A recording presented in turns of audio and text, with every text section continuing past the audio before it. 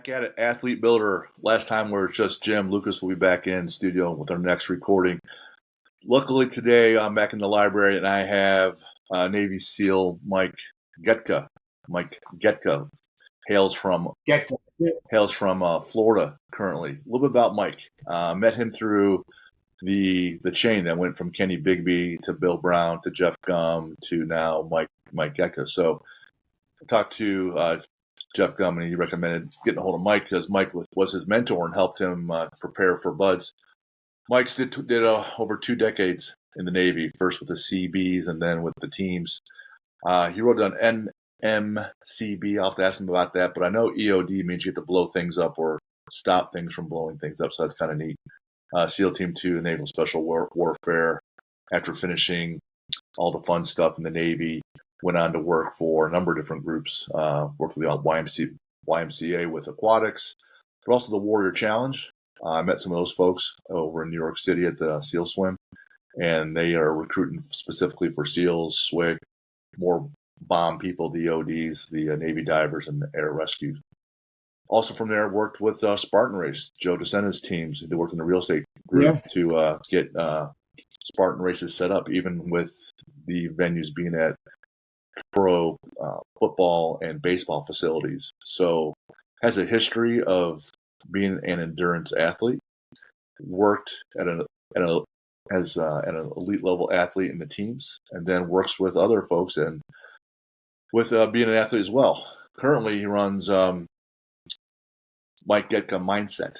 What's that mean? He works with Getka SEAL Mindset. Right, Getka SEAL Mindset. So working with teams or individuals, preparing them for either Warrior Challenge or BUD/S, but also groups, whether it's a hockey team or a football team or a cross-country team, working with teams, high school, college, and beyond, just getting people better, and it seems to be his calling. So he's down in Florida. We're lucky to have him today. Mike, thanks for joining us on the show.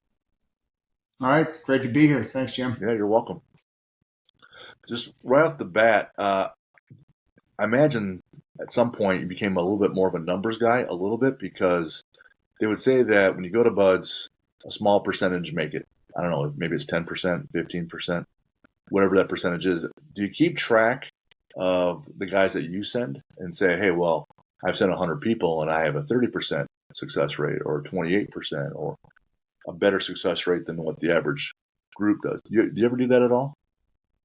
I never really tracked that. I mean, it was higher than the average, obviously, but you're still going to have folks that, one of the things you asked on the questionnaire is, what my favorite quote, and it's man in the arena. Mm-hmm. So you don't know. Right. Until you jump in that arena and you're cold to the core of your soul in the Pacific Ocean. That's where you find out if you want to be there or not. Right. So, but it was definitely higher than most. Mike's definitely a humble person. We'll talk about that with the core values that his family has instilled in them. And we're going to get into those. We talked about the 3 things for the head and the 3 for the body. Today, I'm specifically going to get into some questions about nature versus nurture. Some people are born a certain way and some people are not. And other people can be built and some won't be. But Mike's job is to build people mentally and physically. It said here, growing up, didn't necessarily play high school sports, but you're in that Army brat, Air Force brat lifestyle. Your parents or your father was in the Air Force. You're in different bases. So from what I can tell, basically you played not 1 or 2 sports, but like 20 sports. Basketball, football, boxing, baseball, soccer, golf, rugby, swimming, like you name it. Is that pretty accurate? Yeah, I just got involved in everything. So I was a skinny kid growing up. I mean, basically, I had a femur, tib, fib, and somebody painted some skin on it, and it was skinny kid. So as I started growing older, even high school, 5'11", graduating at 140. Wow.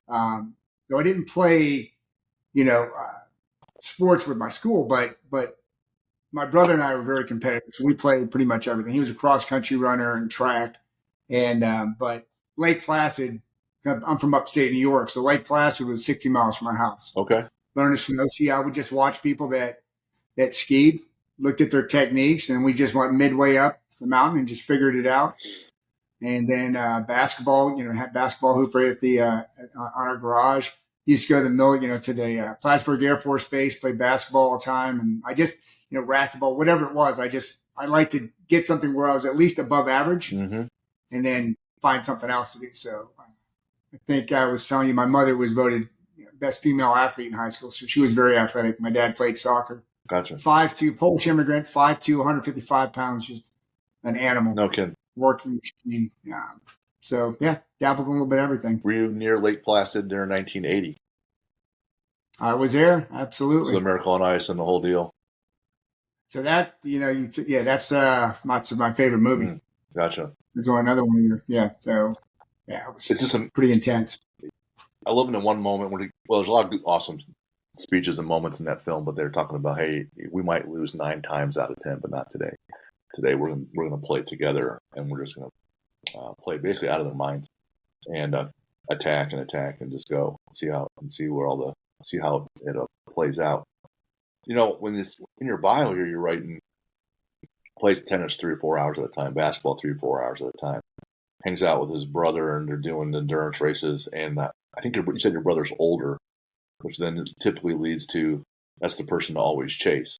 If I can beat him, then I'm better. I'm a better person. My parents will love me better. I smashed my brother. Fuck you. But then I also saw here 250-mile Mojave Death Race and 196-mile Napa Valley Santa Barbara race. Those. It was actually Santa Cruz. Yeah. Man, so you mentioned relay races, but talk about those two.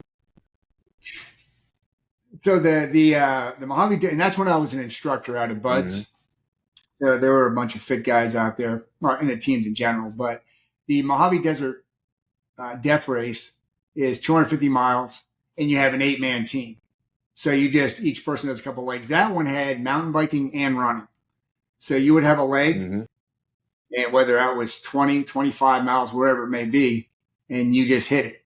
And then you would meet up with somebody else. They would take over, and then you would jump in a van, go to your next spot where you're going to take over. And once it was your turn, so you may be cooling down for 3-4 hours before you're ready to go again. And it's just 100, just all out. With the Napa Valley Santa Cruz run, and one of the guys ran across the Golden Gate Bridge, but that's 3 different legs you do with that. So maybe it's an 8-mile leg. You take off, you go as fast and as hard as you can, go to the next place and wait until it's your turn again. Fast and as hard as you can, do it again. And with that one, we kind of, when we finished, I forget how many hours it took us, but when we finished, it was in the afternoon. And I think a few of us went out drinking till like 3-4 o'clock in the morning. So I don't think that's the smartest thing, and probably nothing these athletes want to do out there, but it was a good story. I'm sure you're not the first to accomplish something pretty big and then go out and have a few drinks. That's not unique. But here's the funny part about it. I hate to run. They just asked me to go. I just happen to be pretty good at it. But I will not just go out and run a bunch of miles. I do sometimes go out on the beach, but it's not something. I'd rather go play basketball for hours, tennis, whatever, something where there's action involved. I don't even like swimming, but it's part of the job at the time. So you stay fit, but that's something I'm not going to the pool and swimming for an hour. Gotcha. Yeah. I find something where there's actually an activity. One, it's more engaging, it's more fun. There's more of a competition thing there. There's a little bit more skill involved than just following a black line in a pool or following a straight line on a marathon race. Also, I get too much in my head then. If I can distract myself with an activity like basketball or racquetball, like you said, then time goes by a little bit better. If I'm sitting there just pounding away, then I got to understand that I'm just sitting there pounding away, and I'm thinking about I'm just pounding away, and that sucks. So, having an activity going to be way easier for me to maintain that. Well, everyone has their passion. So my brother is the one. He's the runner. He's been running since he came out of the womb. He just loves to run. And there were a couple stories in there, too, about him, where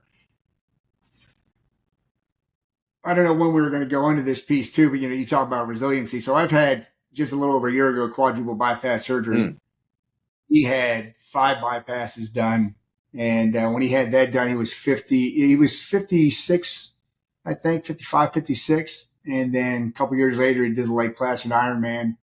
And then just last year, he did the Western State endurance run, which is a 100-mile run. Ooh. And so he just that's in his blood. It's not in my blood.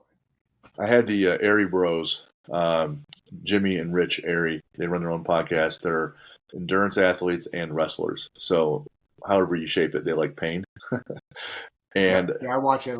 And Rich, man, he's done the Leadville 100, which is at the highest point in Colorado. And they're running 100 miles at altitude. And I thought, well, you take something that's terrible and find a way to make it worse. And there you go. That's what they have. It's a unique breed that does those races. Oh, my goodness. I do those races.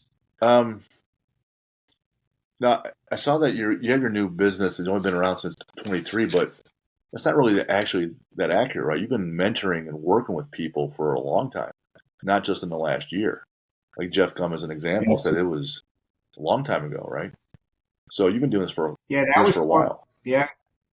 So that's being the CB, that NMCB, that's just Naval Mobile Construction Battalion. Mm-hmm. And then the EOD port, I was a support guy there. That's where I kind of wanted to figure out, if I want to stay in the Navy or get out and be around the dive, spec war, spec ops community. So that's how I ended up there. And then it kind of led into other stuff. But at Buds, putting, I think it's roughly 2,400 people through Buds. I was instructor of the year 1999 while I was there. So that was part of the training thing and mentoring. And then when I got out, one of the things that I did was the Warrior Challenge program. So like you talked, there's 26 districts nationwide, recruiting districts. I was one here in Jacksonville. So anybody from Savannah, Georgia, down to Cocoa Beach, out to Tallahassee, every month I did a rotation through to make sure these guys were physically and mentally prepared for whatever schoolhouse they were going to go to or profession they want to get into. And Jeff just happened to be one of those guys here in Jacksonville that I got to work with. So I think it was about 2,000 guys that I put through. That's great. Yeah. Now, you said, I don't like running and I don't like swimming. And then you sign up for Buds. Like, if you were a recruiter and they say, hey, do you like these things? No. Well, maybe this isn't for you. And you're like, well, hold on a second. How do you make that transition? How do you resolve that component in your head that I'm going to have to be in a lot of pain in something I hate, but I'm going to do this stuff anyways? Well, I go back to, so both my parents were extremely hardworking people. Mm-hmm. Father, Polish immigrant. My mother came from a family of 12 kids, hand-me-down. I mean, and so that's how they raised us. Just, you set your mind to something, you just get it done. For me, I'd already been in the Navy for, 5 years, a little over 5 years. And there was this All Hands, it's a Navy magazine, All Hands. And it came out and I started reading about it and what SEALs do. Okay. So what are the requirements for that? And so you've got to swim, you've got to run. Right. So I'm like, okay, I'm in shape because of all the stuff that I do, all the sports that I play, but I wasn't in running shape per se, and I wasn't in swimming shape. So I just like, okay, so I've got to swim 500 yards, and this is the time I need to hit. I've got to run 1.5 miles, and this is, the physical screening test is just you swim 500 yards, 10-minute rest, you max out in push-ups in 2 minutes, max out in sit-ups in 2 minutes, pull-ups, and then you do 1.5 mile run. So it's pretty much bam, bam, bam. Mm-hmm. So all I did was I just, I think I did 3 or 4 swims, got in the pool and swam for a while. I got out, I got up to 8 miles running at, at least a 6-minute pace. I'm like, okay, that should be good enough. And then I took the screening test. So just kind of go back. So once I figured out that's what I wanted to do, mm-hmm. I looked at all the requirements. I put my request in. I trained probably for about a month and took the screen test, submitted my package. I got picked up. And then once I got there, it's just, okay, if running is part of the job, well, that's what I'm going to do. If swimming is part of the job, then that's what I'm going to do. So it didn't matter. I just wanted to be a SEAL. And so whatever I had to do to get there, that's what I did. That's the thing, isn't it? What you just said right there. That's what I wanted to do. So that's what I did. What I find that people, whether they're going to law school or medical school, or they want to finish a teaching degree, or they want to do something athletic, it's the front end decision that needs to be made. and you have to be, committed to it. Most all other decisions then kind of just go away. There's no, hey, I don't feel like getting up at 5 or 6 because this is what happens next. I made this decision on this date. All these other things, there's no more negotiating. If it's running today, if it's reading today, if it's practicing arguments today or doing math problems or 1,000 dips, it's just what is on the menu for today because I made this other decision. And I think people get hung up or hurt or slow down because I think they can still negotiate. Well, maybe not today. Well, no, the decision's already made. It's like deciding if I'm going to breathe or not. I decided I'm going to keep breathing, so then I keep going. You don't just start rehashing or rethinking it. And when people start doing that, they start slipping. Maybe I don't need this today. Maybe I don't need to study for this exam. Maybe I can skip this run. And then it's easy. Then your momentum is going in a different direction. Then it's maybe I can just quit, right? That kind of thought seeps in. And so if I'm building an athlete to go to Buds, there's a lot of different things and components I can work on. But if the decision's made, then I don't really have to do a whole lot. I just say, hey, here's your homework. Do this. And they say, okay. If I have to drag you, constantly trying to motivate you and inspire, I'll do some of that. But if I have to constantly lead you, it doesn't work. How does it? Yeah, and the best advice I got, because being at EOD as a support guy, there were some SEALs that are dual pinwear, so there were SEAL and EOD guys. And so there was one guy that I went up to and talked to. He was working out. And like, yeah, I want to go to Buds. And do you have any advice for me? So look, yes, you have to be fit. You got to run. You got to do all this. Because the bottom line is, if you want to be a SEAL, you're going to be a SEAL. Mm-hmm. You go to Buds, they say, this is what you have to do. One evolution at a time, one day at a time. You just keep breaking it down and get through. And he said, now get away from me. I'm like, okay, right. No problem. But I remembered that. And again, it goes back to, how I was raised and the example that my parents set for us. It's not an option. Once I set my mind to doing something, that's it. It's over. It's getting done. So you can't control injury. No. But, Tony Robbins talks about that all the time, the power of decisions. And even in my daily planner today, there's a quote from Rosa Parks. It said, once you set your mind to something, everything else kind of just falls into place, and it's not really that complicated. There's still going to be some unknowns. And I know that being a SEAL is a small percentage going through Buds, right? The larger percentage is working with your unit and your teams, making an impact on your missions, right? And so many people want to make a big deal about a Buds because it's of all the components, we know a little bit about it as a civilian. And a lot of the missions, we know nothing because we're not supposed to. But that's not really the identifier, right? Hey, you made it through, but now you have to do a bunch of harder stuff, right? You have to deal with pain and loss and misery and death and dying and risk and challenges and all under duress and then decision making. So that's the greater component. But along the way, there's going to be some things that you're not aware of, or you're fearful of that you don't even know. So even if you're motivated and you decide, hey, I'm going to the teams, and you don't understand buoyancy or drown proofing, some of those things will be a little unknown for you. How do you handle those unknowns? Because it's got to be at some point, fear has to come into your head just a little bit, and you have to have a process to address it. What is the process that you try to instill and teach and work for yourself when you're coming up on unknowns or fears? Going to Buds, these guys now, with a prep course and then having a warrior challenge program, I mean, these guys are getting so many more tools than, back in the day when I was going to go there. You're going to do drown proofing, but the thing about Buds is everything is progressive. It's progressive. You don't just go out and run, 14 miles. You don't just go out and swim 5.5 nautical miles. Everything works you up to that, to where you're in the pool swimming. You go to the bay, swim a mile, then you go into the ocean, you start building on that. The runs, they build up. Self-seeing conditioning runs. Even with drown proofing, they don't just throw you in the pool with your hands tied behind your back, your feet tied up.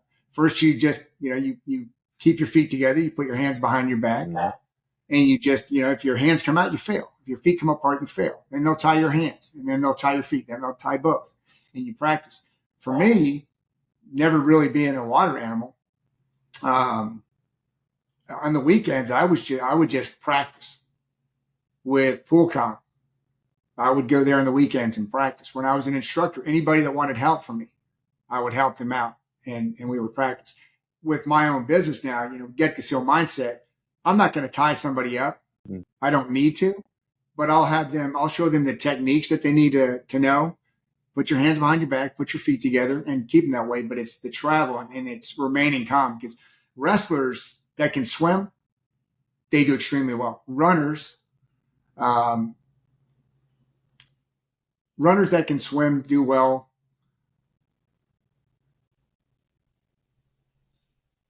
Actually, I kind of mixed that up here. Wrestlers that can swim, because those guys they're so negative that they sink like rocks. And the swimmers that can run, that's what I meant to say. Sorry about that. Yeah. So those guys have a hard time because they don't have a lot of impacts. A lot of those guys get stress fractures. So they can do both. You've got runners that do well, or swimmers that do well on land, and the wrestlers that do well in the pool. Those guys, they do extremely well. Gotcha. To go back to your question on, for me, when I went there, it's I don't know if fear, they just, every day you wake up, you know what you have to do. You're going to do a PT in the morning. You've got 4-mile time runs. You have obstacle course to do. You're going to be doing drown proofing. You're going to do pool comp once you get in these stages as you progress through the training. So, you just you can get together with some of your classmates, but it's just, anybody that achieves a certain level, that visualization. When I got inside the pool to do the 50-meter underwater swim, I just calmed myself down. I just took deep breaths, and I didn't think about not completing it.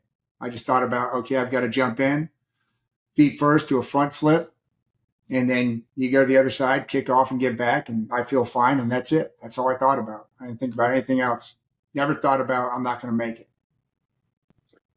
it. There's two things there. In almost every episode, I make the comment that confidence comes from reps. And with a natural progression, and if you have, like, the instructors in the entire group, they want people to pass and do well, and that, hey, we built these warriors, these athletes, and they give you guys the steps to do those things. And if people keep practicing them, you just keep practicing it, not so you got it right. You practice it so you can't get it wrong. And if you keep just practicing the basics, even before you get there, over and over and over again, your confidence has to go up. So that's one of the things I took from that, what you just said.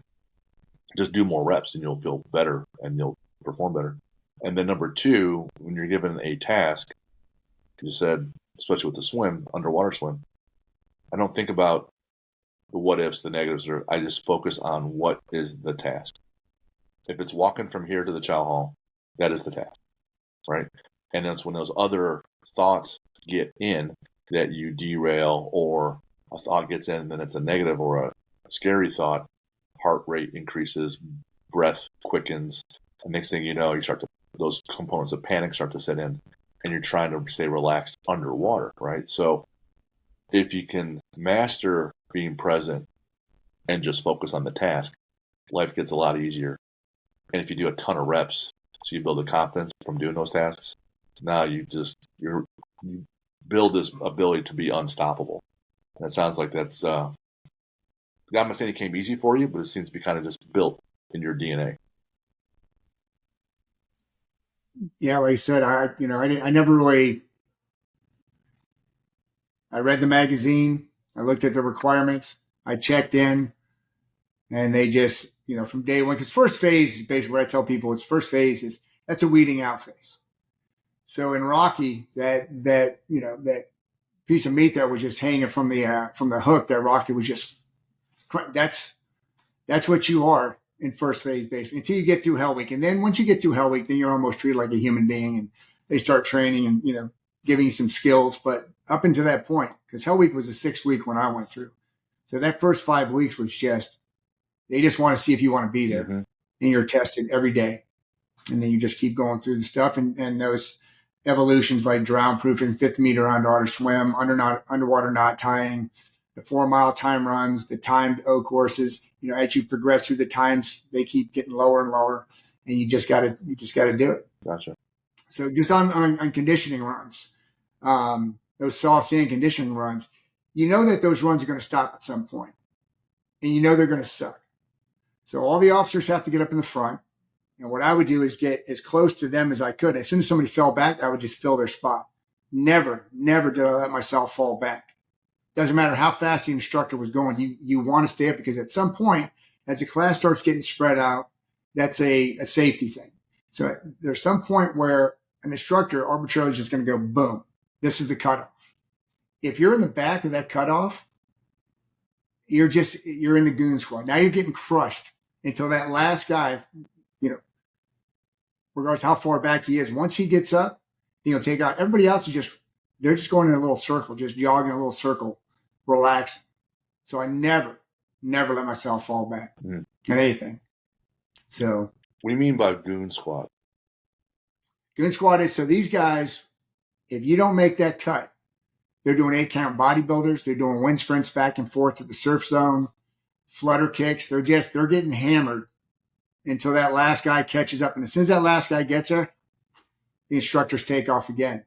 So what I would tell guys is, all that energy you just spent in the goon squad, getting crushed, had you used that effort and energy just to stay up, much better off. So those are things that, you just kind of pass on for guys that are going to go in there in the future. The beatings will continue until morale improves, kind of deal. Well, until the fat goes away. The fat goes away. Gotcha. Yeah, you want the weak to go away. So you said you were smaller in school, 140, 145 pounds in high school. Were you? And you started lifting after that, and you put on a few pounds. How heavy were you going into Bud's training? Well, I got to Bud's. I was 175, 177. And you finished Hell Week, and you finished Bud's. It's a little different number then.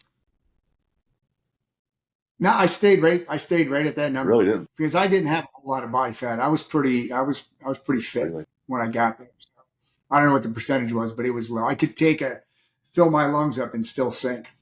Really? So for me, even more reason, and like with the wrestlers too, you have to stay. Any water evolution, you have to stay calm, because when you tense up, you're going to sink like a rock. Right. And you're already a rock as it is. So that lack of body fat for those lean athletes and wrestlers, they have to be lean because they're in those weight classes. It hurts the buoyancy, is what Mike's saying. So if you start sinking like a rock, then it's a lot more work and effort to keep going forward in that piece. Yeah. It's almost better to have a little bit of fat on you, right? So the guys that were ripped, the running and certain things they love that stuff. The guys, because there's some 240 pounders that go to Bud's, some big guys that barely pass that time run every time, but I mean, they weren't built for speed. Right. They love going out in the Pacific Ocean because they're like a walrus. We used to call them the iron marshmallows. So these guys who go out there and they love being in the water. For them, it was a break. For the guys that didn't have any body fat, right? When that water's 50, 60 degrees, that sucks. Right. But those guys in the pool had a hard time getting down to the bottom because they were so buoyant. The travel and drown proofing, I don't know if you know anything about drown proofing, but basically you jump in, you're bobbing up and down just to get relaxed for 5 minutes. Then you have to float. So your shoulders, all I did was you could kick a little bit. And as soon as my shoulders would break the surface, then I would take a breath. And then you go put your head down slowly so you don't, because if you go up, you can get vertical, and then if you're panicking, then you go down even further. So you just have to stay relaxed. Those guys could travel easily. You're just doing the dolphin kick for 100 yards, going up, turn around, go back and forth until you get to 100 yards. Floating, but getting down to get the mask, because you've got to go down and pick up a mask with your teeth. You've got to do a front flip and a back flip, and it's got to go end over end. So those guys had a hard time getting down to the bottom because they had that more buoyancy. Dang. So it kind of all balances out in a sense. You mentioned, in the mindset questions, that meditation has helped you, but you wish you would have done it earlier. I'm guessing that wasn't in your tool bag back then, but being able to meditate and keep yourself calm under that kind of duress is a huge skill, right? It is. That's what I just call it, the switch, so to speak. I mean, when there was something that, like I said, the drown proofing or pool comp or something, hell week, once I'm in that mode, all I focus on is completing that so you can move on to the next thing. And it's just switch it on when it's time. And So the meditation at home, working on that and calming yourself, you have to calm yourself when it's easy at home first before you add duress to it, and then extreme duress during that training. So I got to imagine that if you had practiced that or developed that skill, it would have helped you going in a little bit. But where the meditation has helped me, Mm-hmm. and the reason I even started doing that stuff is because I've got 7 heart stents, quadruple bypass surgery. I had a pesky little heart attack doing a workout with Virginia High Performance.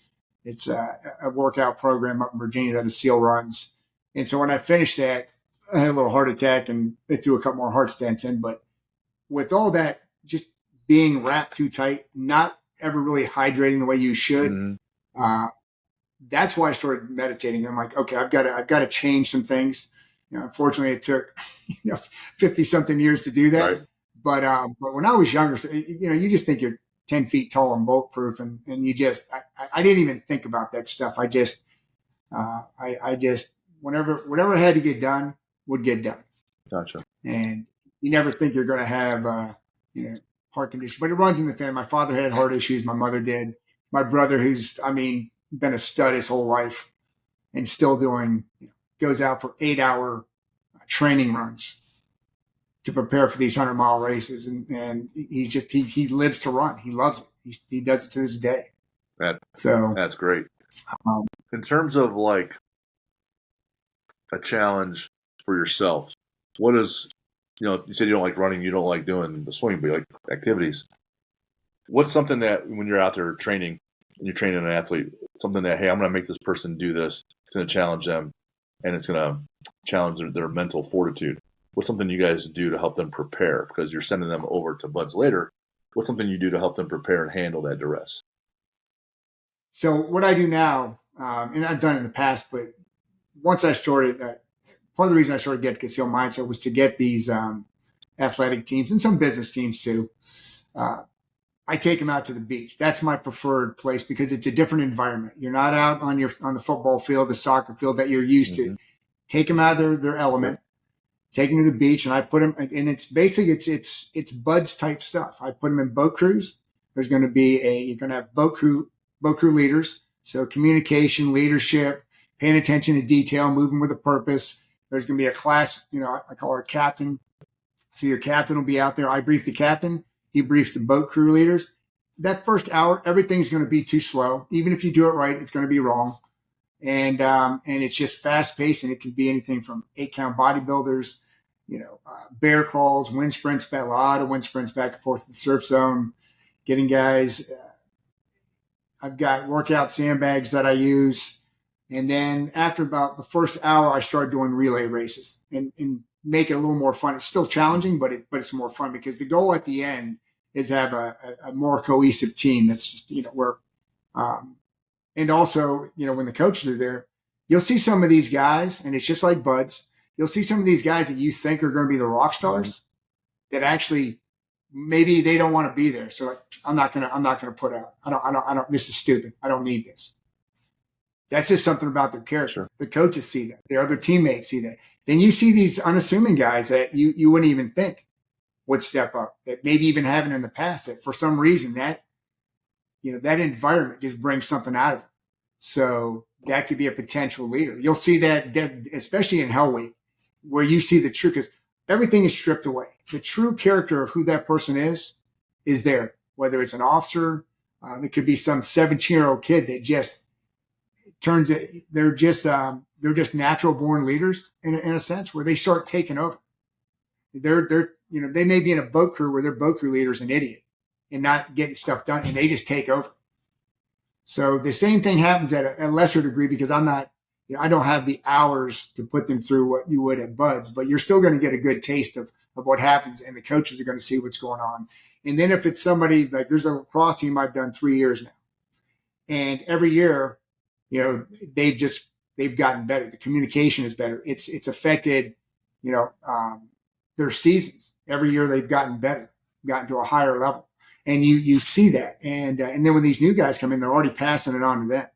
And then when they show up the next year, I just turn it up another notch and push them even harder. Because hopefully they've passed on to the younger guys what's going to happen. Mm-hmm. And those guys prepared themselves.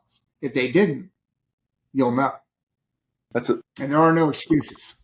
So the adage that adversity doesn't test your character, it simply reveals it.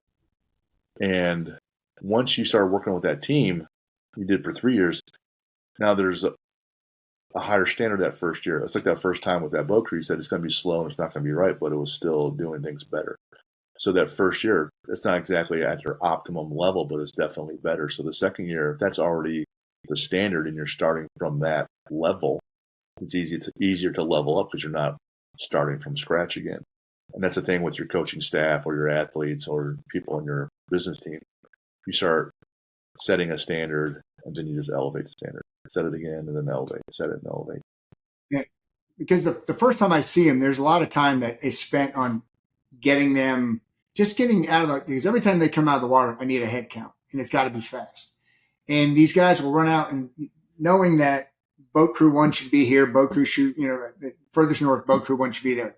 And every time you come out, but you see these guys run around and it's just shocking. Just do the same thing every time, guys. So once they start gelling as a team after that first hour, it's perfect. Now when they show back up the second year, I don't even have to waste a lot of time with that. It's already done. So I can get into pushing them even harder in teaching them more stuff on, about trust and communication and whatever it may be. Because I always have a conversation with a coach. I'm like, what do you guys want to kind of target on this? And I'll always have, depending on what group it is, I'll have, somebody that I've worked with in the past. That's one of the buddies that showed up for this lacrosse team. He was an enlisted SEAL. I think he did 6 or 7 years. He got out, went to NC State, got his degree, and then he wanted to come back in the Navy and fly jets. The Navy didn't take him, so he went in the Marines. So enlisted SEAL, got his degree, F-18 pilot, and then one of the first 6 selected for F-35, and now he flies for one of the major airlines and one of the most humble guys. So he shows up and he kind of will give his perspective and what he's experienced in his lifetime. So we pass that stuff on to these guys too. Yeah, success leaves clues. There's people smarter or better than me that I just simply read them or listen to them or talk to them and say, man, just dump all your information into me so I can help disseminate it as well. The components at Buds, not all of it. I hate to generalize because I don't know, but the element of the cold. You said the winter times Buds candidates have a higher washout rate than the summer ones, the June and July ones. Talk about, for those that don't know, how cold is cold there? What is the cold like? How long is the cold there? What is really happening? And how do most people react to that, and how do you handle it? Well, winter class is when real men go through Buds. So obviously that's what I went through. But sure. But it's I'll tell you, it's that Pacific Ocean, and then in the wintertime they build these berms up so the water's not coming into the compound. So what they'll do, they'll get you out in the Pacific Ocean and you're wearing tri-shorts. You could have, some gear on too, or be fully, but usually if you're going out there, they're going to put you in tri-shorts.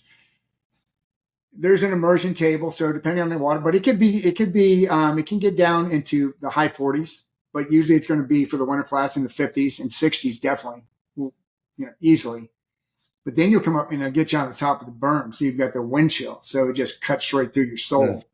And so how you deal with it is that evolution has to end. It has to end at some point. They can only keep you in the water so long if the temperature is this. So there's different iterations they send you through, and then that when you leave there, they're gonna have to run you or do something to warm you back up to get your core temperature up. So you just have to. All you can do is you just go in and you suck it up until it ends, and then you do the next thing, and that's all you should be thinking about. And the guys that are, you'll have this little game in it, little devil or whatever you want to call it, this little voice in your head. Well, I really wanted to be a lawyer. My parents didn't really want me to be. So all these, excuses start coming at you, or I won't say excuse, but a way out. Mm-hmm. You justifying why you shouldn't be there. Not that it sucks and you're cold, and that's okay. It's not for everybody, but the guys that, when you talk to them and say, well, what happened? Man, it was hard, man. It was cold. Respect these guys that make up excuses. I mean, just own it. Yeah. It sucks. It wasn't for you, and just go on and do some other great things in your life. Sure. But again, it's one of those things. The guys that make it through, and you can talk to 15 different SEALs, and they'll tell you maybe 15 different things on how they process it or whatever. For me, it was whenever somebody quit, I just took that energy and I'm like, okay, I'm still here. But as far as everything else, I know you've heard it a million times, it's one evolution at a time. Yeah. That evolution has to end. There will be the next thing. And then you do that. That has to end. And then the other big part where most guys will quit is, you eat 4 times a day out of that 24-hour period. Because other than that, you're going. So you get that hour, you go in the chow hall. It's nice and warm. Maybe you get a hot cup of cocoa and you're warmed up. And you know that as soon as you leave that chow hall, Pain. You're going someplace wet and cold. Yeah. Every single time. And guys just, nope. I think I've heard on some of your other podcasts, I heard somebody talking about this where, it's the same but different. There's especially in the beginning, you'll have the guy that's just crushed everything up until Hell Week. And that's the guy that everybody thinks is going to graduate. Mm-hmm. And as soon as they quit, you'll see 10 to 15 people just go with, well, this guy can't make it. I can't make it. That's that comparison problem. I can never beat this guy. I could never. It's that imposter syndrome, limiting belief. Or I can beat that person, how that person beat me. And really just focus on you. Focus on you and your task and your teammate, and that's about it. But you're just changing your focus. And all I have to do then is think, well, Mike says if I change my focus, I'm going to drown in that underwater swim. Because his only way of surviving it is doing your flip, go down 25 meters, kick off, and go back. And if I change my focus, I'm not going to make it. So if you just go back to that basic little rule, everything else is a lot easier. But it's easy for me to say, and I'm just doing it on a podcast right now. It's easy to say, and it's much harder to do. But again, I mean, when you're going there, whether the 5th minute in the practices, I never went more than 35 yards. Mm-hmm. I'd come up, but on test day, you have to do 50 yards. So when I was standing, that morning, just thinking, just breathing, expanding my lungs, and just all I thought about was going through the steps I had to go through. Because a 50 meter underwater swim is really not that hard. But if you get in your head and you're panicking, then you're going to be burning through your oxygen quicker. You have to calm yourself down because all that it's all for a reason. So if we're going through that pool comp where you've got twin steel 80 tanks on your back, you've got a double hose regulator. These instructors, you start crawling to the bottom of the pool. Instructor comes down, rips your mask off, rips your mouthpiece off, maybe turns your air off, and then it gets to the point where they tie a knot in it where you're going to have to take these tanks off. Well, there's a sequence you have to go through. And there's a sequence you have to go through. You take these things off, a sequence you go through, you get your air turned back on, you start breathing, put your tanks back on. There's a sequence you have to go. If you don't do the right sequence, if you panic, you fail, even if you can hold your breath forever. So it doesn't matter. So you just go through that until eventually they'll tie what's called the whammy knot. You're not going to get that untied. So you just kind of have to fold everything up, put your weight belt, and then you just go, I feel fine, and then you're done. You have to stay calm. And the reason all that stuff happens is say you're out in a dive in a harbor and you're on a ship and your dragger malfunctions and your air's not working. What are you going to do? You can't freak out. You've got to find the seam of the ship and follow your way out. So the reason they do all that stuff is to prepare you in case something were to happen. You can't panic. You've got to keep your mind about you. And so all the stuff that there's a rhyme to a reason. Even in, you do room inspections, your boots have to be, your laces have to be right over left order. Nobody cares about that. It's paying attention to detail. Mm-hmm. So if there's anything I hope people take from the show or talking with me or with you is that there is a process or a sequence for just about everything. And what there isn't a sequence for, we haven't invented it yet. There's a process for algebra and then algebra 2 and then geometry and calculus. There's a process. So if you find someone that knows the process and you just keep doing it, you're going to get to wherever you need to be. But that's the thing. People will say they want this or they think they want this, they just don't do the process. Now, if you know nothing, if you can hit the basic minimums, you can do your 1.5 mile run and your push-ups and everything else, then you had the physical capabilities to get through. And if you have that mindset, I'm just going to do whatever it takes, then you're basically done. You can do it. When you say the minimum standard, you're talking about for the screening test, the entry level screening test? Sure. So essentially, if you're doing minimum standards for that, I don't even know why they have them that low, but you're not graduating both of those. You haven't put the miles in because I didn't run, because I didn't really run a lot before I went. I got up to 8 miles but I didn't put the miles in. So I got stress fractures while I was at Buds and just took Motrin and you suck it up and get through and stuff. Whatever happens, happens. But I should have put more miles in. And I made sure that anybody after that, when you're mentoring and training guys, that you put the miles in. Same thing with swimming. You've got to put the miles in so you avoid the chance of getting injured. Well, I was stupid. That's where I was going with it. You can muscle your way through if you can hit the minimums, but it's really a much smaller percentage then. Why not set yourself up for maximum chance of winning?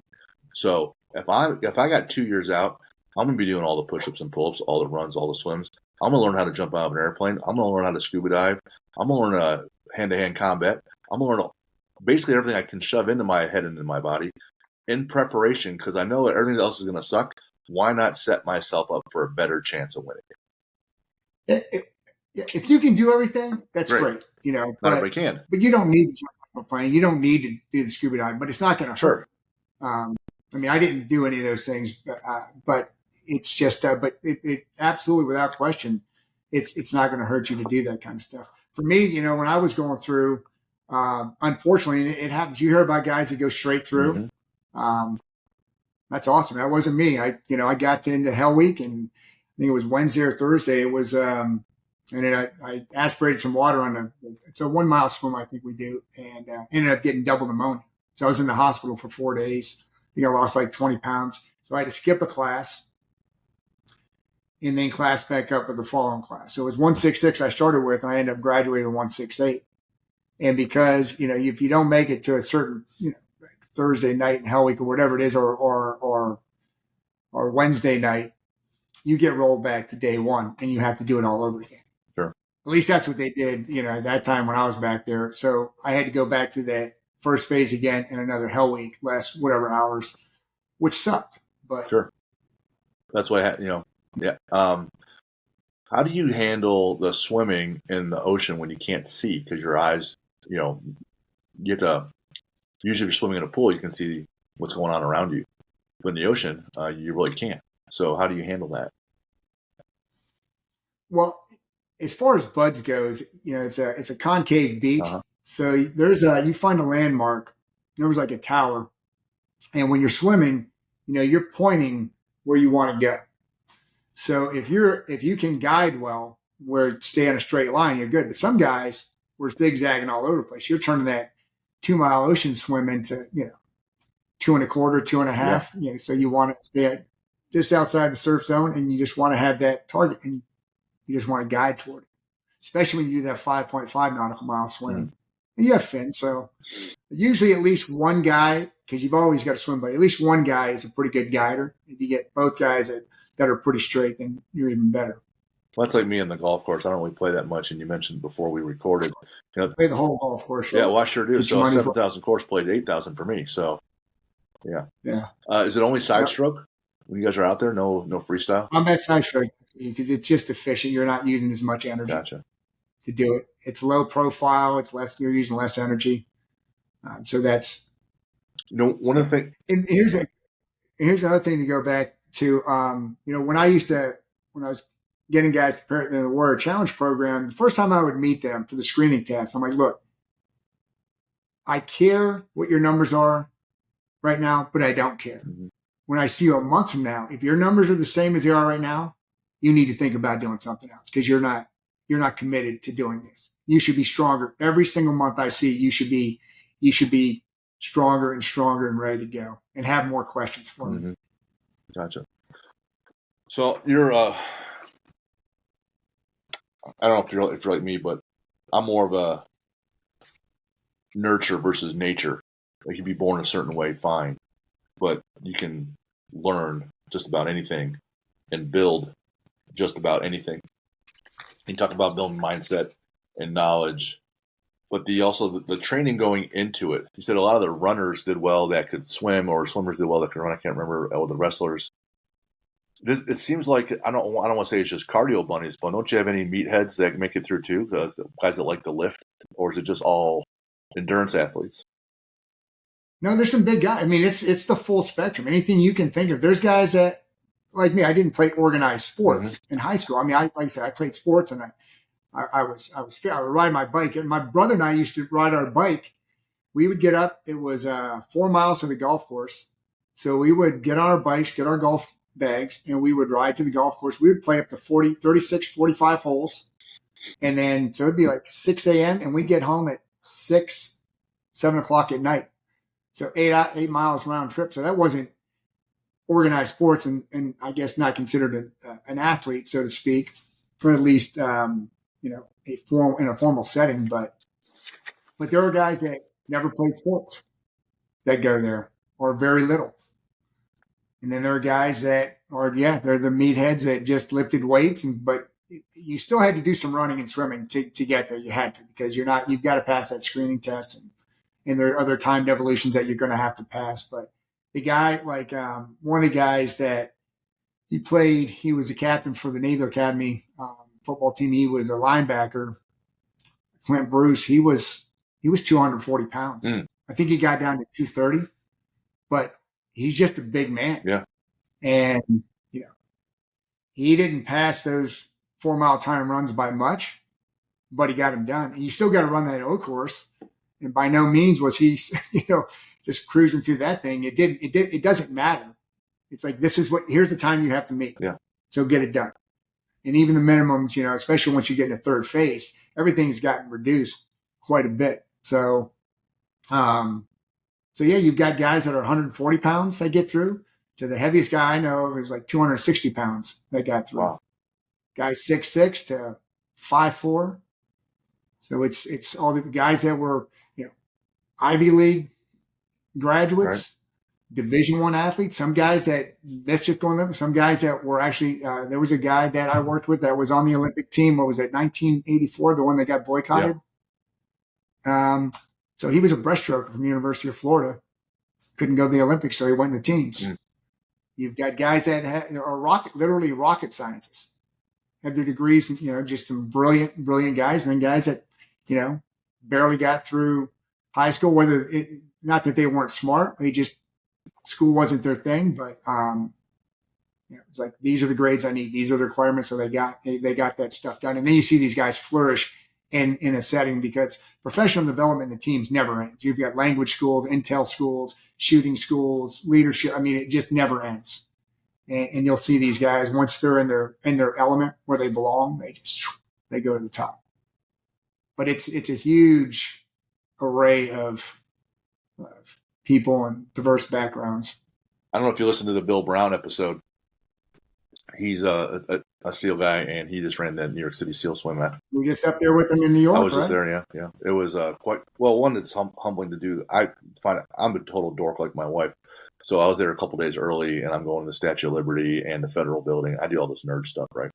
And it's very humbling when you see things that that are historic and talk about your freedoms. And the thing that gets me about the military is that in any profession, even those that are great doctors, they're still shitty doctors, and there are great people in the teams, but there's got to be someone who's a big douchebag asshole in the teams as well. I'm sure, right?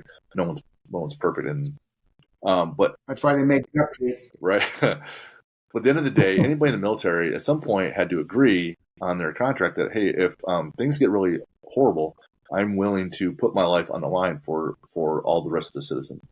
And since I didn't do that, I'm always very humbled by those folks that simply say, I will do that for you. So participating in that event was, again, humbling, but also impressive.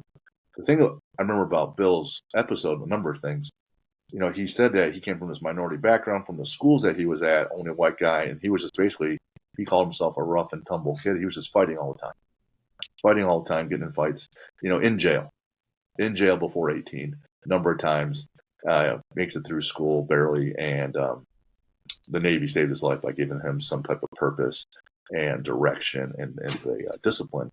Goes on to the teams, finishes up there, then he gets his college degree, and then damn, he's now a lawyer, right? So he's no idiot, right? And his whole thing is about making an impact. So that discipline just carries over in so many different arenas.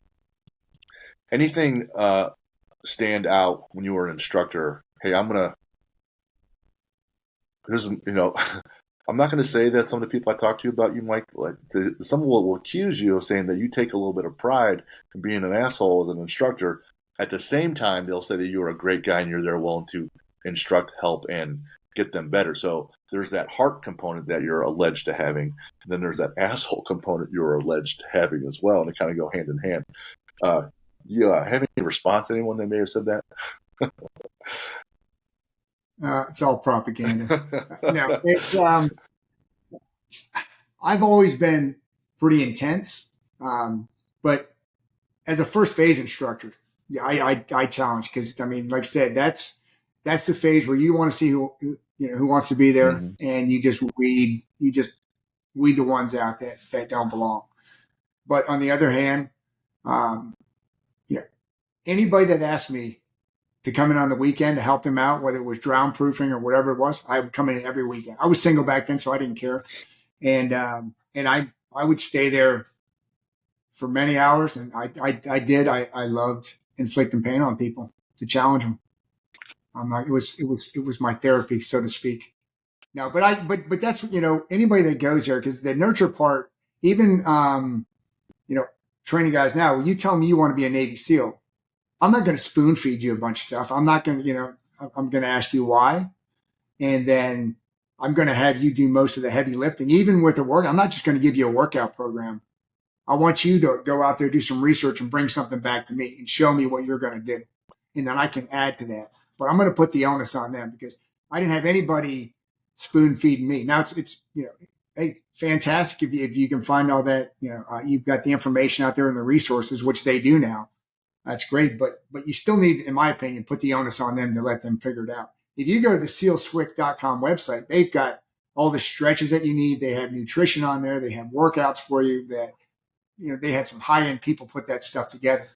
And so you had that. But I'm not just going to give you a workout and say, hey, I need you to do this. When I show up in a month, or before when I was doing it, when I showed up in a month and you were still the same guy, you didn't like me. If you showed up to Buds thinking it was the instructor's job to get you in shape before all these programs were in place, you didn't like me. You didn't like me. If you had an attitude, you didn't like me. So one of our guys, he was on maybe our second ever episode. His name's Coy. He's an Army Ranger, and came out of my gym, and we worked with him, some other older Rangers in my gym that are police officers now, and they helped with me and helped us train this kid all night long one night to help kind of give him a frame of reference that you can be in pain, but it's going to end at some point, so you'll be fine later. It was just to give him that rep, so you had the confidence that you can get through basic and Ranger school. He just did this Ranger challenge where it's like you and this other teammate, you're trying to do a whole bunch of shit, and it's like 80 hours of I hate my life.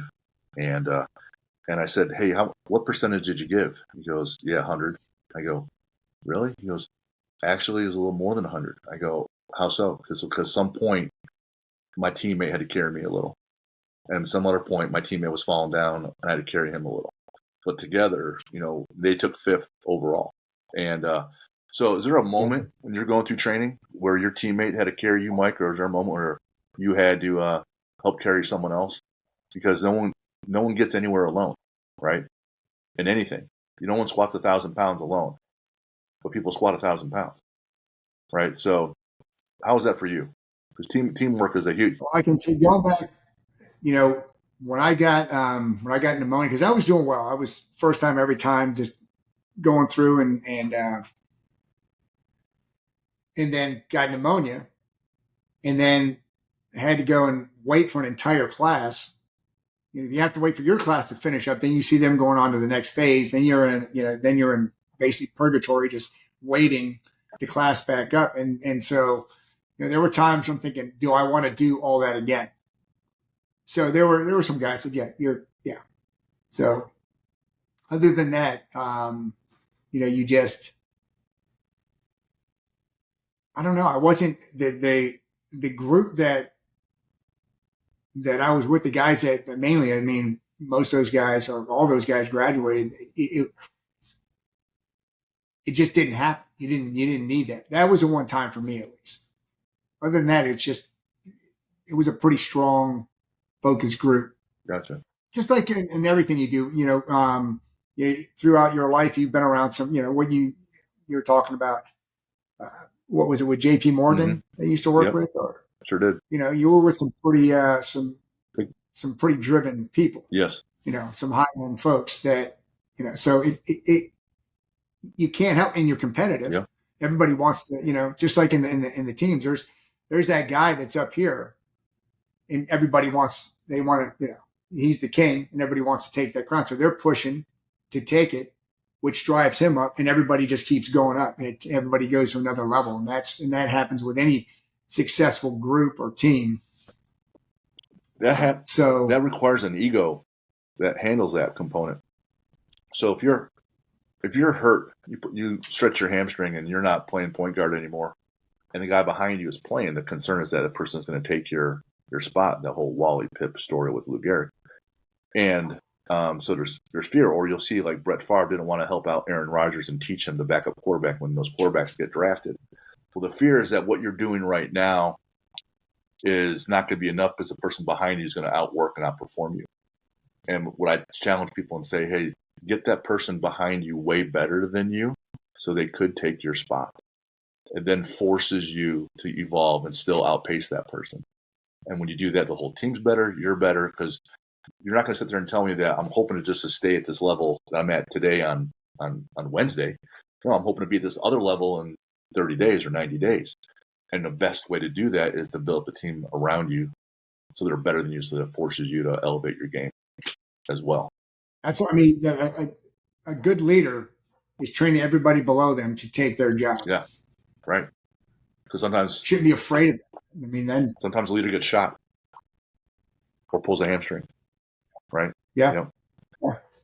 You got to step up and get it done.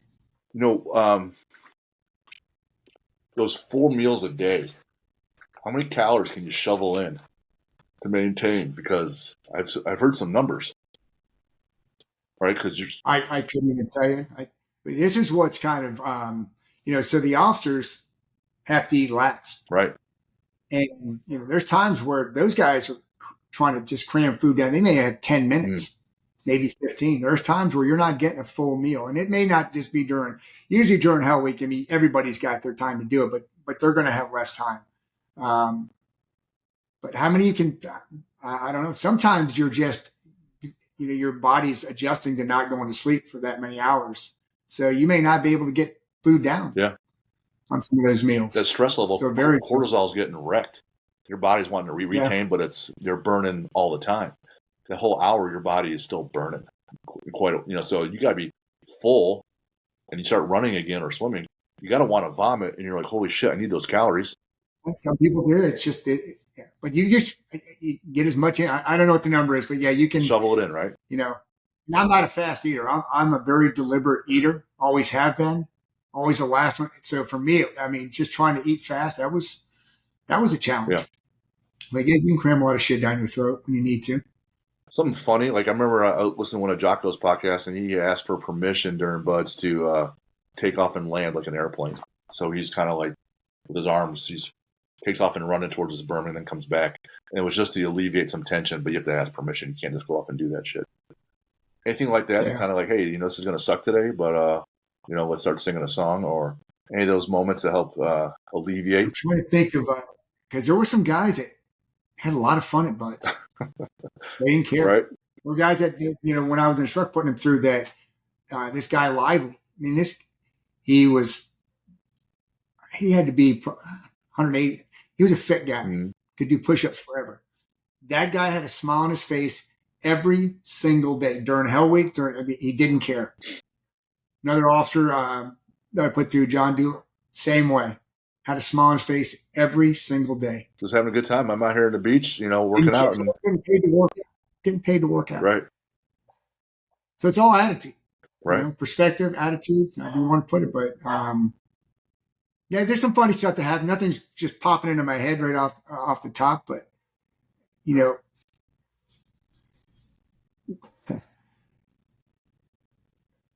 one of the things we did, this was 100 years ago, so I'll talk about it now, and I'm sure people have tried it since, and maybe some more are going to try, and if you get caught, you're going to get crushed. But have you ever heard there's stories out there that even when I was going through that, you hear about a class that there was a boat crew that put helium in their boat before Hell Week. Make it lighter. And we heard about that, so we did it. Oh boy. We filled it up. We had guys that were positioned as watches to make sure nobody was coming in. It was like 4 o'clock in the morning. We got a cylinder of helium and went to the boat. We filled it up. Now you'll hear stories when you kick it, it'll scoot across. It doesn't do that, but 2 people can easily lift that boat up, and it won't last the entire Hell Week, but it'll last. If you get caught, I don't think it would have been worth it, but we did it. We got away with it. And so nobody knew. Is it, if you're not cheating, you're not trying, or is it's integrity? That's one of the sayings, right? Yeah, that's one of the sayings that goes around. There's times you can cut some corners. Sure. Get caught. You get caught. Pain. Yep. Yeah. Lots of pain. Right. You'll pay the man without question. I played a little bit of sports in high school, and then even on the club team with racquetball at Purdue, there was a little bit of this, but I was also in a fraternity. And whether you play sports or you're in a fraternity or sorority or you're in the teams, every once in a while, there's been alleged accounts of hazing.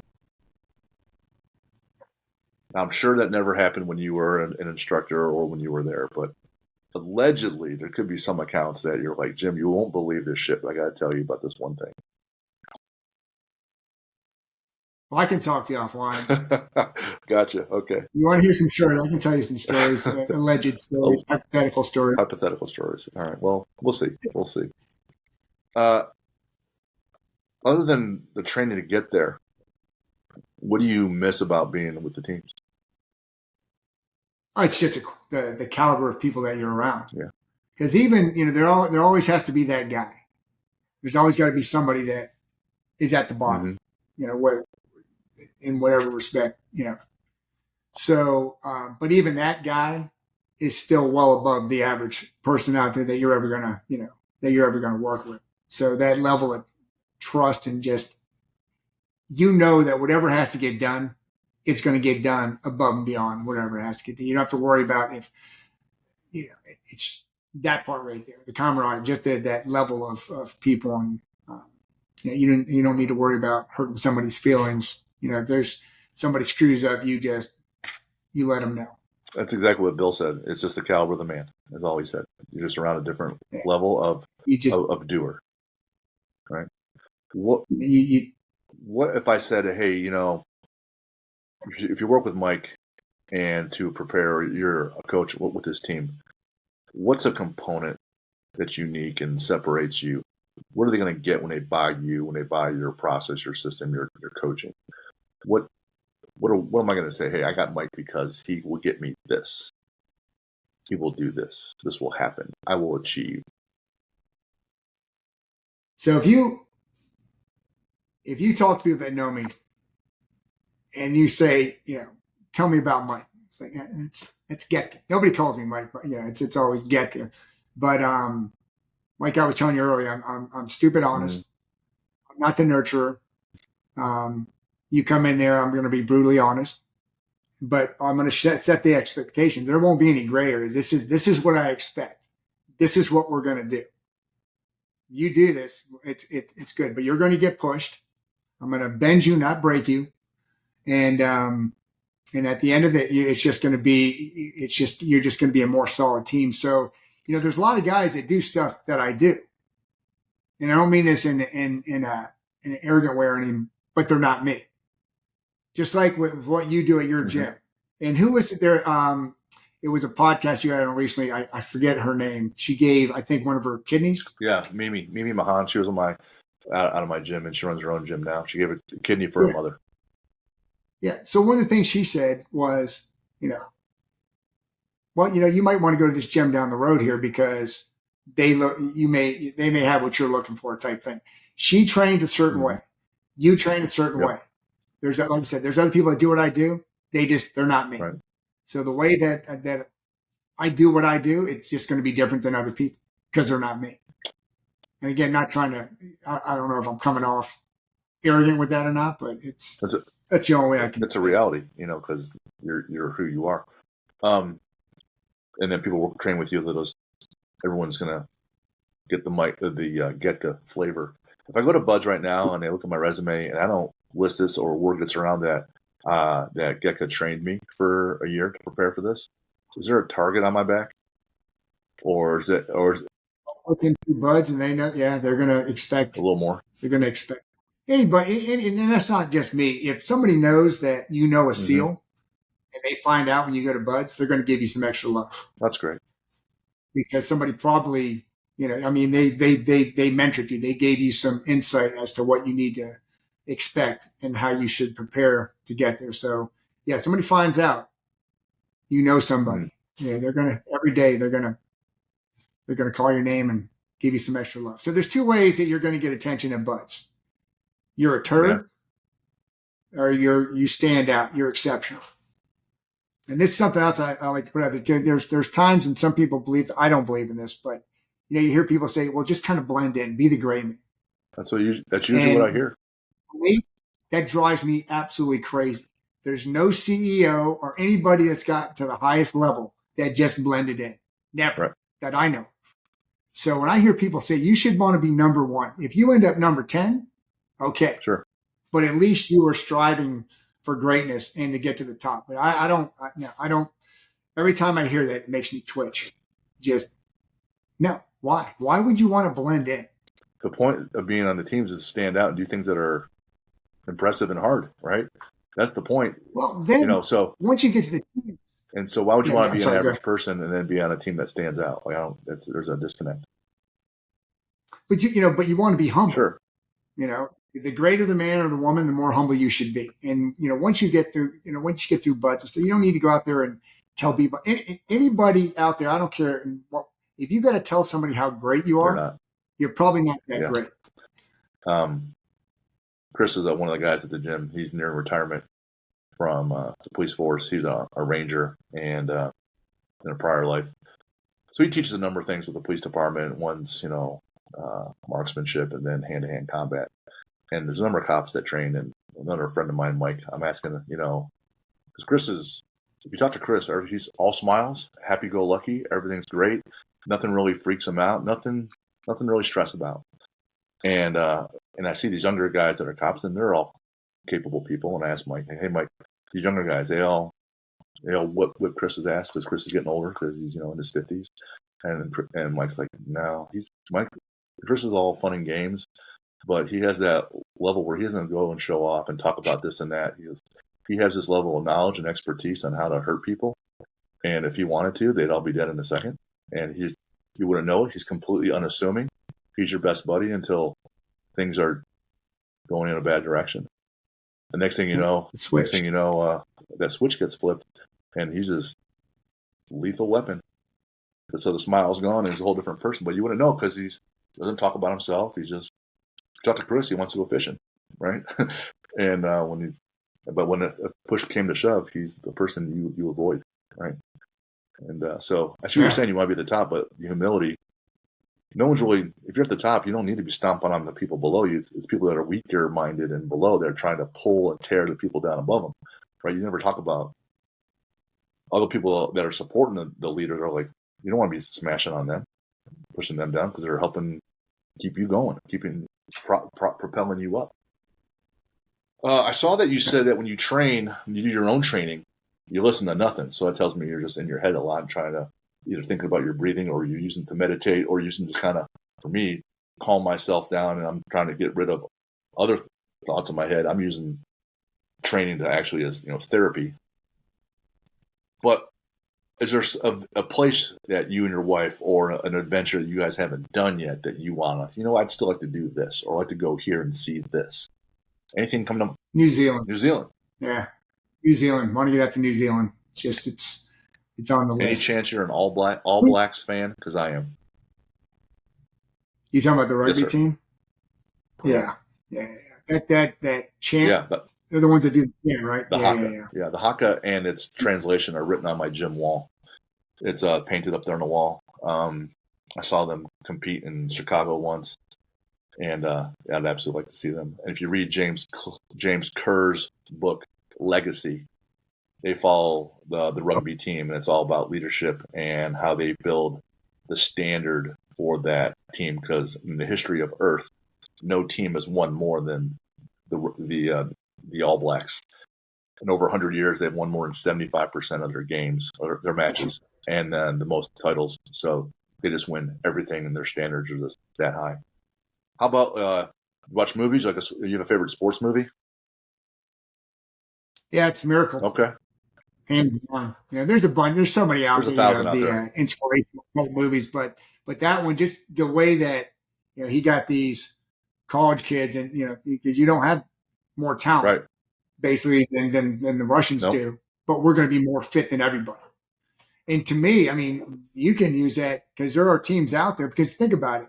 If you go into overtime or whatever happens, if you're more fit than the other team, what happens too, and the reason SEALs stay as fit as they do is, once you start getting tired, your mental acuity starts to wane. That's where you make those, you do that stupid, maybe you jump off sides or whatever sure. it may be. But if you're more fit and you go in those extra minutes, now your lineman more fit than the other, making that hole now, or whatever it may Sure. be.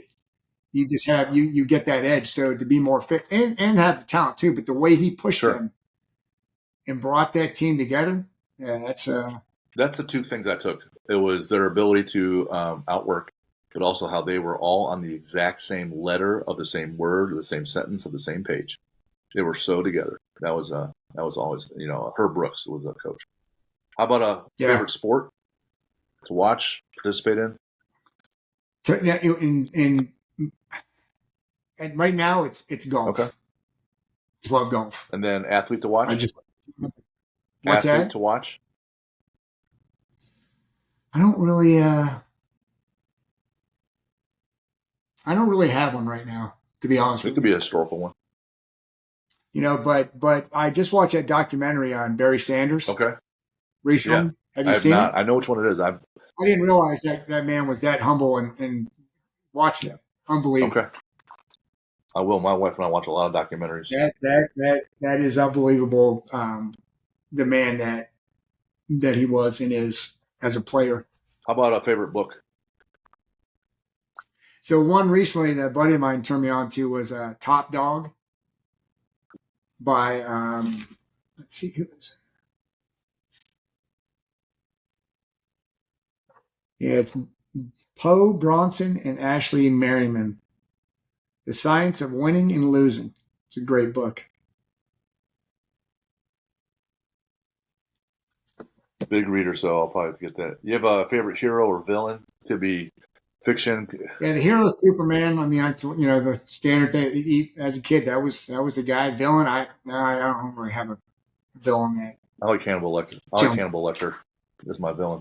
Yeah. How about a lift? Favorite lift to perform? Bench. What do you bench, bro? Right. And then quote. Man in the arena. I have about 4 people so far. So about 10% of my guests so far is a man in the arena. And then there's one I always throw out there that there are 2 ways of doing things: the right way and again. Do it again, yeah. I always do it right the first time. Did you? The mind drives the machine. Did you check out Atlas Shrugged yet? Because I think I recommended that to you. Haven't yet. The Atomic Habits. I started. I'm on like chapter 5 on that. I But tell people I will. when you do Atomic Habits, don't read more than a chapter a day, because you can Okay. breeze through it pretty easily. But the point is to implement what you just learned, right? So think about how you're going to apply each chapter. If you listen to episode 8 of this show, I break down every chapter of Atomic Habits. Atlas Shrugged is an outstanding book. If you read The Fountainhead is one that comes before it. You do not need to read them in sequence at all. That does not matter. The Fountainhead is more on individuality. The Atlas Shrugged is, hey, I'm going to do things and stay true to my character, despite outside influences, and how that plays out.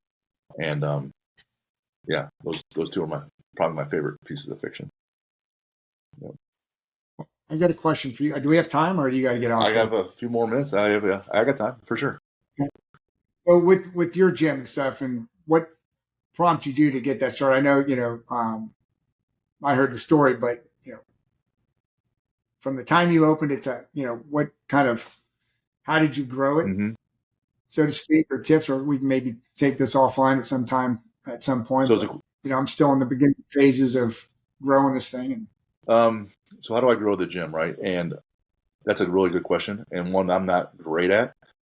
As good as I am at selling, as good as I am at pushing people, as good as I am at those things, I am not good at marketing. And there's people that live in this town, in a suburb of Indianapolis, and I've been here almost 12 years. And they'll drive by, they'll come to my gym, and they'll say, "How long have you been here?" I say, 12 years. And they're like, "No shit, I didn't know you were even here." I'm like, "That's how fucking bad I am at marketing," right? So in terms of building what I'm trying to build here, and culture is going to be our number one asset. And it's always ebbing and flowing, but ideally, it's going to stay true to, we want people in this, for typical adults, not people trying to go to the teams. We want you stronger, mentally and physically, and want you in shape, mentally and physically. So a lot of CrossFit gyms, not all, but a lot, spend a lot of their time on the conditioning piece and the skill work. And I'm like, well, if you can't squat, deadlift, and do pull-ups and press, then you're still a weak person, so that's not cool. And so same with Mimi's gym, they had that same approach. A lot of CrossFit gyms just do a lot of cardio, which is absolutely fine. But she's like, this is why this is our gym, and if you don't like this is not going to be for you. So at all points in our gym's history, we had people lift. And the other thing, so there's 6 core values. One's integrity, so we're trying to do the right thing all the time. Don't always do, but we try. Discipline is going to get you your results. Teamwork, no one gets there alone. Kaizen is a Japanese term for constantly getting better. Enjoyment, you got to kind of have fun doing this, because if you hate every bit of it, it's not sustainable. So if you enjoy most of what the teams are, but you hate the running and the swimming, well, you're not running and swimming every day. You do other shit. And then there's the word sisu. It's a Finnish term. So I'm not from Finland, but it's the mantra for the entire country. And it means that when you're at your worst, when you're suicidal, when you're looking at addiction, you just don't quit. You just keep going. So if people come in and they see that's what we're about and that's what they want, then they'll stay. And if that's who they are, then they'll bring some other folks. So we're always bringing in new folks, but we're only keeping some over the course of a year, right? Okay. But those that stay 6 months or a year, they end up staying 10. They don't. So there's people that have been in my gym. Some of the coaches have been there since I opened. I think the average age of the staff is in the 40s for sure. One of my coaches turned 60 this year.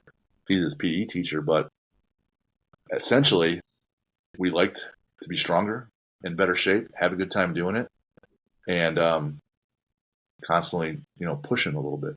That's not for everybody. And so when I talk to new folks, the best way to grow the gym typically is through word of mouth. And it's not going to be from your older or more veteran athletes, because those folks, their circle of people already know that they're at my place. But someone that's new, their circle doesn't really know about our place yet. So anybody that's been here less than a year, those folks are the ones that I haven't tapped into their circle of friends yet. So I have to ask them what other people like to work out, what other people want to have large goals, what other people need to be in shape, what are former athletes that are in your circle. And then I'm just authentic in that and say, hey, I want to make as much impact. I think I've already made enough mistakes in my life where Jesus is going to be a little disappointed in me when he sees me. But if I also have to go to him and say, hey, I received all these challenges, but talents that you gave me, and I wasted them, then he's going to be even more disappointed. So I'll tell people that other than my faith in my family and my kids and in my people in my family, I don't really give a shit about much else. I like to go hiking and stuff and fishing, but this is my calling. So I'm trying to make an impact so that the book Legacy I mentioned, if I can get you better, young kid, then maybe your next kid after you will take something from what I taught you, and then that kid is now better. So I'm 49, and I keep thinking about my dad who got sick at 58 and dead at 62.